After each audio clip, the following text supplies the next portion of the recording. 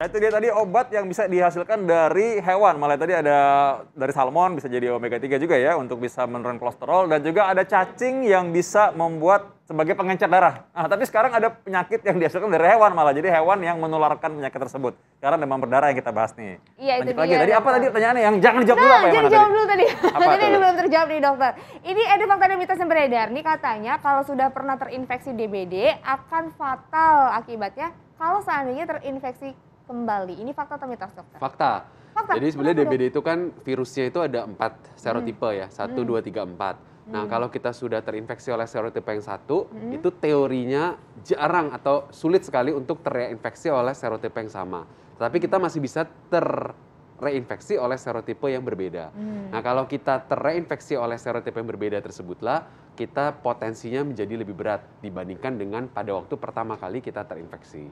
Oh gitu, jadi penjelasannya ya dokter ya. Iya. Jadi Nah, apakah ini- mungkin ada nggak sih mungkin tanda-tandanya di awal kali Intan ya? Misalkan kita nggak tahu ya ini serotipe yang mana nih kan Yang mana, maksudnya. iya, Ada benar-benar. bedanya nggak sih? Mungkin pemirsa perlu tahu tuh. Nah, kita nggak bisa membedakan karena pemeriksaan serotipe itu memang spesifik khusus. Jadi diambil dari darahnya, dari PCR-nya, kemudian kita tahu tipe serotipenya yang kena kemana. Hampir mirip seperti COVID lah. Kalau COVID itu kan kita tahu kan Omikron, Delta, dan bagaimana gitu ya. Nah, kalau sekarang, kalau dengue ya tadi 4 itu. Jadi kita nggak bisa tahu dari klinisnya, tapi kita bisa tahu dari pemeriksaan laboratoriumnya. Jadi gejalanya tetap aja mirip-mirip sebenarnya ya. Sama, gejalanya Awal-awalnya mirip. mirip ya berarti ya, oke. Iya. Nah, ini ada fakta atau mitos nih, katanya nih kalau orang terkena DBD, ini caranya untuk bisa cepat sembuh katanya dengan mengkonsumsi jus jambu merah. Ini fakta atau mitos? Nah, untuk ini mitos mengatasi terbesar mitos ya, sepanjang jadi zaman.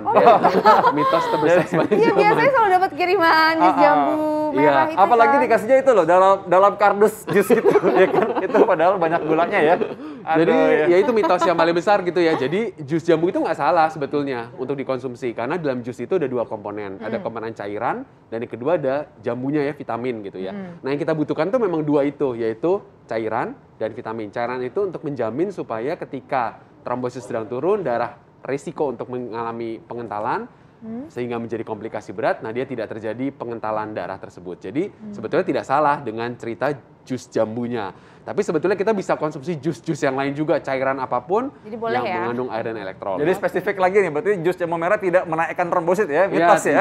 Kita tidak menaikkan trombosit. Tidak ada obat yang sampai saat ini bisa diklaim untuk menaikkan trombosit. Jadi trombosit itu akan turun sampai satu titik tertentu, kemudian dia akan naik sendiri secara alami. Nah, titik terendahnya itu tidak bisa kita prediksi, karena itu yang penting pada demam berdarah adalah monitoring, pemantauan. Karena kita tidak tahu orang mana, pasien mana yang akan trombositnya sedemikian rendah. Tapi yang penting ketika dia mulai turun, cairan kita harus cukupi, kemudian dia akan naik sendiri secara alamiah. Oke, nah dokter ini biasanya kalau udah musim-musim pancaroba di komplek-komplek tuh ada fogging tuh dokter. Ini fakta atau mitos dokter, kalau pengasapan atau fogging ini dapat efektif mencegah DBD? Ya, fakta. Jadi Fakta. bagian dari cerita tadi kebersihan lingkungan, kan tadi faktornya nyamuk ya. Nah, fogging itu pengasapan untuk mengusir si nyamuk tersebut. Tapi tentu fogging ini dilakukan dengan benar ya, bukan fogging superficial saja, tapi memang di bagian yang kolam, kemudian bagian yang memang kotor, nah itu yang di fogging. Nah, dokter, ini suka banyak orang yang mungkin tidak mengenali gejala awal, yang kedua mungkin menganggap enteng DBD sehingga tidak cepat mencari bantuan medis ya. Apa sih tipsnya kalau misalkan orang curiga nih tanda-tanda gejala DBD nih? Ya, jadi untuk pemirsa, jadi yang pertama demam tinggi mendadak tiba-tiba, kemudian pada waktu demam tinggi itu nggak perlu langsung datang ke dokter hari itu pertama kali. Karena kalau diperiksa di hari itu pun tidak ada pemeriksaan leukosit atau trombosit yang akan berubah. Kecuali kita bisa periksa NS1 gitu ya. Nah, tapi yang penting adalah hari keempat, hari ketiga akhir atau hari keempat dihitung dari hari demam tersebut. Kalau kita masih demam, segera datang memeriksakan diri ke dokter. Di saat itulah dokter perlu untuk melakukan pemeriksaan darah untuk mengkonfirm apakah memang ini condong ke arah DBD dan bisa memulai terapi cairan. Itu poin pertama. Poin kedua adalah selama 2-3 hari pertama itu cukupi kebutuhan cairan. Jadi kan kita demam, asupan turun. Nah, itu risiko kita menjadi kekurangan cairan. Karena itu usahakan dalam 2-3 hari tersebut kompres, minum obat demam kalau memang demam, minum cukup cairan. Nah, cairan tentu cairan elektrolit, bisa banyak jus, susu gitu ya, jangan plain water, jangan air putih biasa. Nah, itu yang kita harus lakukan dulu selama 2-3 hari pertama. Hari ketiga, keempat masih demam, datang ke dokter, dilakukan pemeriksaan.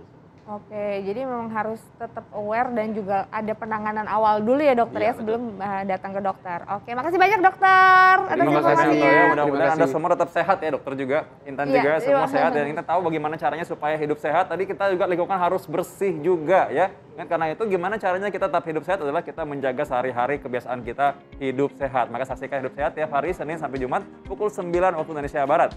Saya Dr. Vita Damai, Saya Intan Salmadina. Indonesia hidup sehat. Sehat.